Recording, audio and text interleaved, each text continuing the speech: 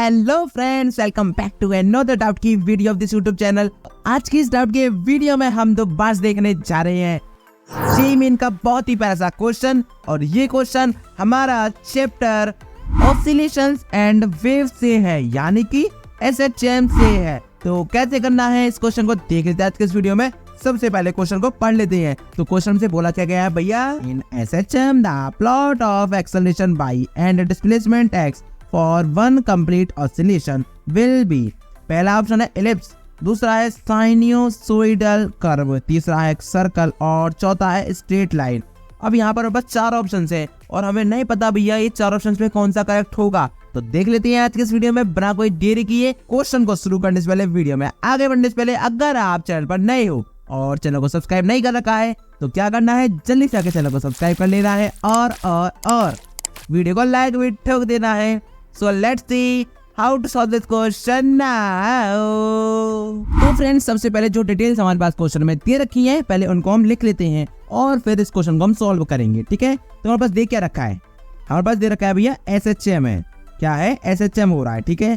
और हमसे पूछा गया है प्लॉट ऑफ एक्सेलरेशन जो कि हम वाई पे इसको डिनोट करेंगे, ठीक है, एंड डिस्प्लेसमेंट जिसको हम एक्स एक्सिस पर डिनोट करेंगे, ठीक है, फॉर वन कंप्लीट ऑसिलेशन, ठीक है। इसके लिए हमें प्लॉट बनाना है। तो देखिए फ्रेंड्स, हमारे पास चार ऑप्शन दे रखे हैं, उन ऑप्शंस को भी हम लिख लेते हैं। पहला है हमारे पास एलिप्स, ठीक है, दूसरा है क्या, साइनोसॉइडल कर्व, और तीसरा क्या है, तीसरा है सर्कल, और चौथा है स्ट्रेट लाइन। अब यहाँ पर हमारा कौन सा करेक्ट होगा वो हमें देखना है, ठीक है। तो देखिए फ्रेंड्स, हम बात जो बात की गई है एक्सेलरेशन और डिस्प्लेसमेंट की बात की गई है एसएचएम में, ठीक है, इतना समझते हैं पहले।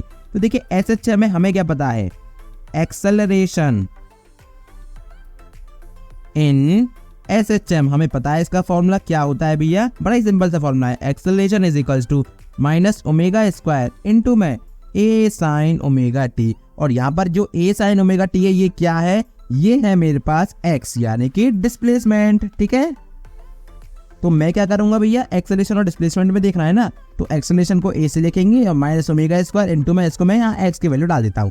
तो ये मेरे पास रिलेशन आता है।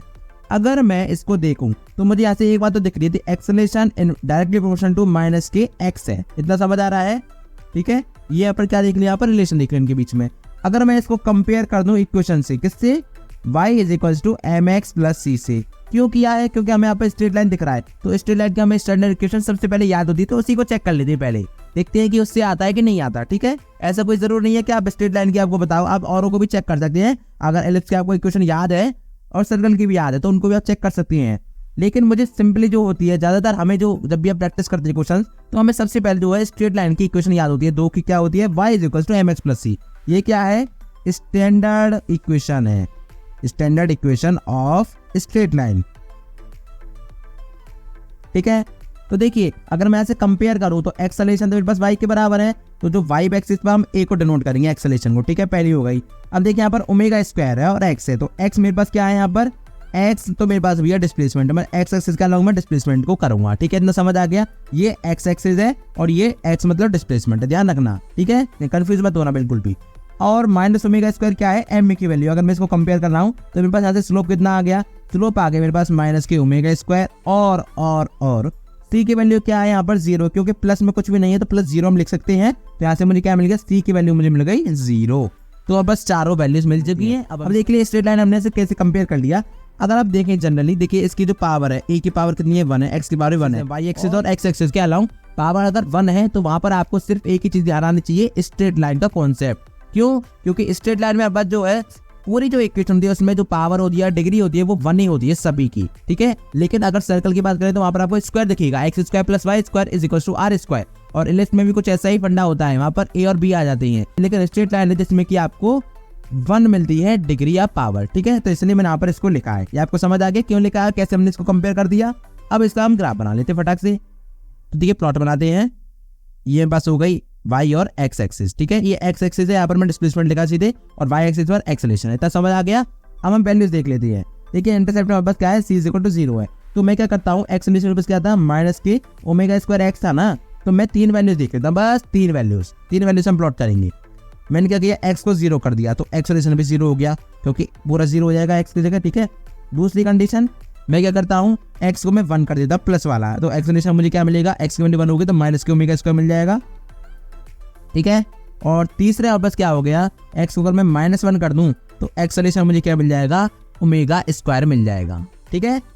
यहाँ पर आपको समझ आ गया। तो ये तीनों केसेस से हम क्या कर सकते हैं, हम 3 वैल्यूज अगर हमें पता है एक्स और वाई की तो हम आराम से प्लॉट कर सकते हैं। तो मैं क्या करूंगा, देखिए 0,0 यहीं पर रहेगा और एक्स अगर मेरे पास 1 है तो यहाँ पर होगा 1, तो माइनस ओमेगा स्क्वायर मतलब कि एक्सेलरेशन नीचे आएगा कुछ यहाँ पर, तो इनके बीच में यहाँ पर एक कोऑर्डिनेट बन गया है, ठीक है। ये बस क्या है, माइनस के ओमेगा स्क्वायर है, ये 1 है, और यहाँ पर मेरे पास अगर -1 होगा तो यहाँ पर मेरे पास क्या होगा, ओमेगा स्क्वायर होगा, और यहाँ पर एक कोऑर्डिनेट यहाँ बनेगा, ठीक है। तो अगर मैं इनको ज्वाइन कर दूं तो क्या मिल रहा है मुझे, एक स्ट्रेट लाइन मिल रही है, ठीक है। यहाँ पर कोई स्पेशल बात नहीं की गई है, बस स्ट्रेट लाइन की बात की गई है। तो इसका मतलब जो हमारा करेक्ट ऑप्शन है वो तो हो गया स्ट्रेट लाइन, ठीक है। अब समझ लेती हैं ये एलिप्स क्या है, ये साइनोसोडियल कर्व क्या है और सर्कल क्या है। मेन बात यहाँ पर आपको साइनोसोडियल कर्व को समझना जरूरी है। एलिप्स और सर्कल आपने थोड़ा बहुत कहीं ना कहीं पढ़ा जरूर होगा, ठीक है। तो मैं तीनों को भी थोड़ा थोड़ा आपको शॉर्ट में एक्सप्लेन कर देता हूँ।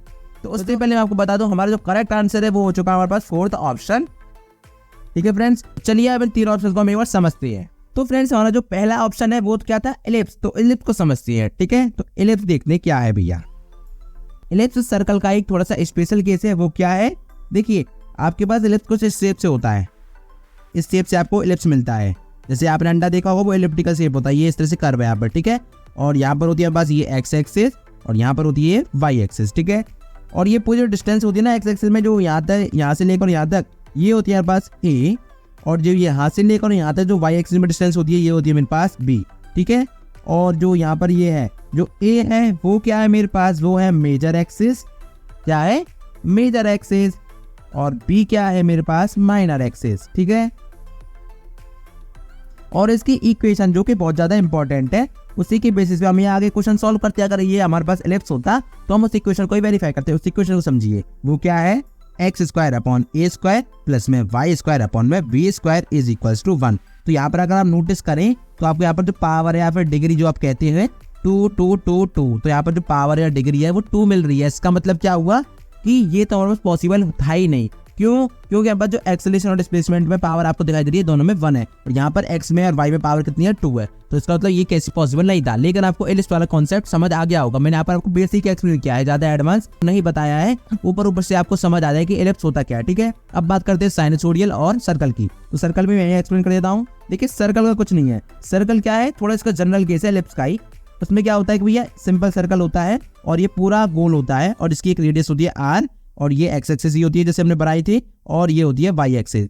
दोनों तरफ क्या है, यहाँ पर भी ये डिस्टेंस है इतनी वाली, ये आर ही होती है, और ये पूरी हमें पता है भी यहाँ से लेकर यहाँ तक डायमीटर होता है, आपको पता ही है। तो इसकी जो इक्वेशन होती है उसको समझते हैं बस। इक्वेशन क्या होती है इसकी, एक्स स्क्वायर प्लस में y square is equal to में आर स्क्वायर रेडियस का स्क्वायर। तो यहाँ पर भी आप नोटिस करेंगे तो एक्स स्क्वायर है, वाई स्क्वायर है, स्क्वायर की बात चल रही है। तो ये बस पॉसिबल नहीं था ऑप्शन, करेक्ट, ठीक है। अब बात करते हैं तीसरा केस क्या था, साइनोसोडियल कर्व। तीसरा था साइनोसोडियल कर्व, जिसको हम क्या कहते हैं, जिसको हम कह देते हैं, इसका अल्टरनेटिव नाम है साइन वेव कर्व। भैया साइन वेव कर्व से आपको समझ आ गई है, ये तो साइन फंक्शन है जो कि ट्रिग्नोमेट्री में हम यूज करते हैं, बिल्कुल वही है। तो यहाँ पर आपको उसका तो पता ही है भैया क्या होता है। इसका अगर हम प्लॉट बनाएं तो हमें सिंपल पता है भैया, इस तरह से वेव चलती है, इस तरह से चलती है, ये भी SHM ही करती है। तो ये बस क्या होता है, मैक्सिमम 1 होता है, और यहाँ पर मिनिमम -1 होता है, और ये बस हो गया 0, ये हो गया मेरे पास π/2, ये हो गया मेरे पास पाई, ये हो गया मेरे पास 3π/2, ये 2π, इस तरह से आगे चला जाता है, ठीक है। ये तो होता है ये एक्स एक्सिस और ये वाई एक्सिस। तो यहाँ पर अगर आप देखें तो सिंपल हमारे पास क्या होता है, जो साइन वेव कर्व होता है वो कुछ इस तरह से होता है। लेकिन हमने जब कंपेयर किया एक्सेलरेशन और डिस्प्लेसमेंट में, तो यहाँ पर हमें क्या दिखे, कंप्लीट स्ट्रेट लाइन का पूरा हमारा जो इक्वेशन थी उसको ये वेरीफाई कर गया, तो इसलिए स्ट्रेट लाइन आ गया। तो साइनसोडियल भी इसलिए नहीं हुआ। और हमें सिंपल पता है भैया, साइन एक्स होता है जो बिलोंग कहाँ से कहाँ तक करता है, ये बिलोंग करता है -1 से 1 तक, ठीक है। तो ये बस ये थोड़ी सी इसकी जनरल इन्फॉर्मेशन हो गई। तो आपको समझ आ गया भैया एलिप्स क्या है, साइनसोडियल क्या है, सर्कल क्या है। मे भी आपको यहीं पर कोई कंफ्यूजन होगा भैया साइनोसोडियल क्या है। तो साइनोसोडियल का सिंपल सा मतलब है साइन कर्व, और साइन कर्व आपको पता होगा, आपने बहुत पढ़ा होगा ट्रिग्नोमेट्री में। ठीक है।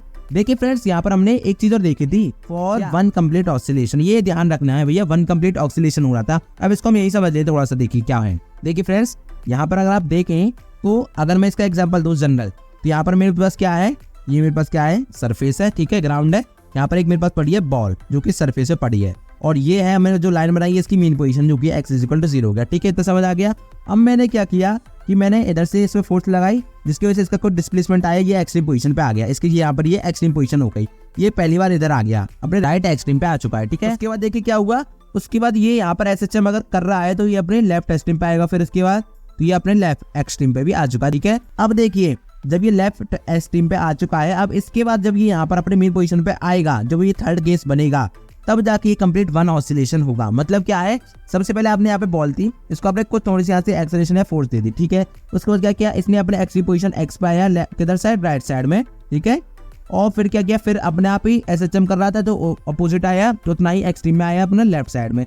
और जब लेफ्ट साइड में आने के बाद जब ये अपने मेन पोजीशन पे आया, तो ये जो कंप्लीट बनता है बस ये वन ऑसिलेशन होता है। तो यानी कि अगर मैं कहूँ सिंपल 1 + 2 + 3 हमारे पास बनता है ए कंप्लीट ऑसिलेशन। ये आपको समझ आ गया।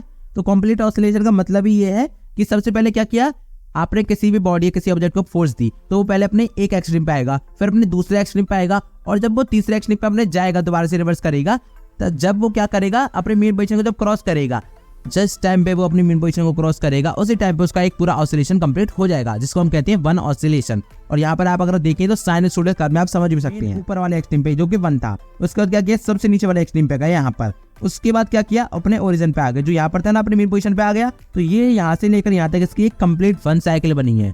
क्या आपको कंप्लीट वन साइकिल का कॉन्सेप्ट समझ आना जरूरी है, क्योंकि ऐसा हो सकता है कि आपको हाफ साइकिल की बात कर दी जाए, तो हाफ साइकिल का मतलब क्या होगी, यहाँ से लेकर और यहाँ तक ही बस, ठीक है। तो यहाँ पर अलग केस बन जाता, फिर अलग तरह से इस क्वेश्चन को मैं अप्रोच करते हैं।